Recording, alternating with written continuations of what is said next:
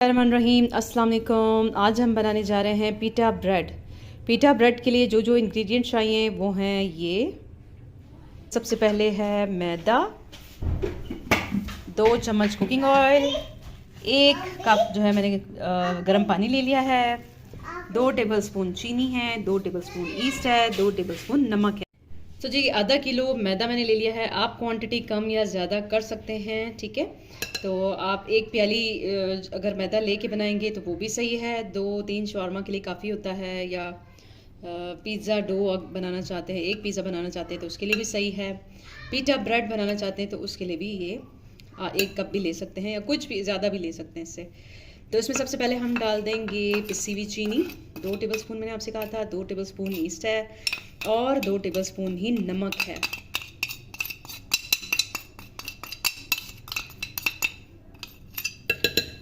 अब हम इसमें 2 टेबलस्पून ही कुकिंग ऑयल डाल देंगे। इसको अच्छे से मिक्स करेंगे।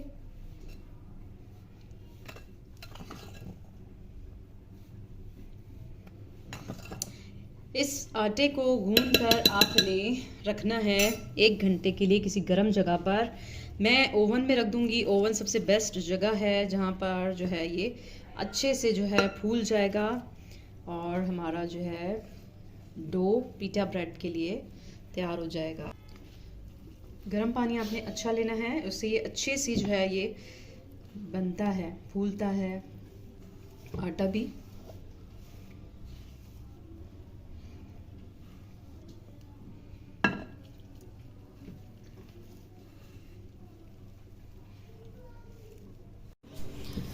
तो जी इसी तरह से हम गूंद लेंगे, ना बहुत ज़्यादा हार्ड और ना ही बहुत ज़्यादा सॉफ्ट आपने करना है। नॉर्मल हम इसका आटा गूंद के इसको अब ढक के आप प्लास्टिक से कवर कर लें या किसी ढक्कन से करके आप इसको ओवन में रख दें या किसी गर्म जगह पे रख दें 1 घंटे के लिए।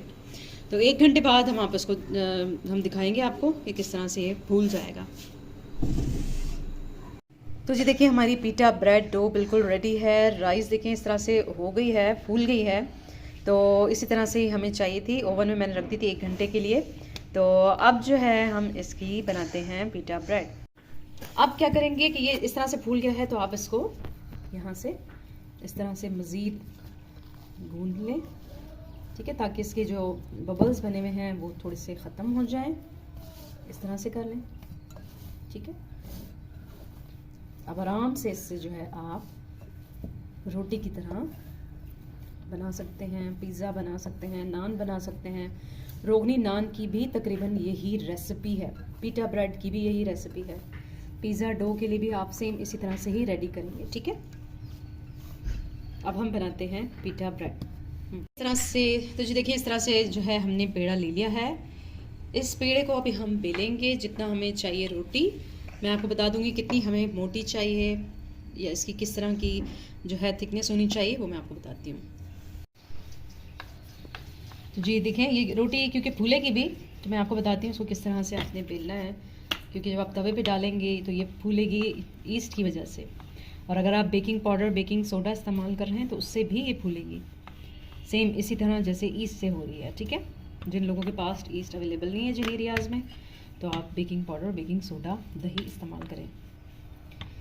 तो जी देखें इस तरह से हमारी रोटी तैयार है। अब हम इसको तवा जो है वो मैंने पहले से ही गर्म किया है, उसको मैंने हल्की आंच पे रख दिया था। तो अब जो है ये रोटी हमने जो बेली है वो हम तवे पे डाल देंगे।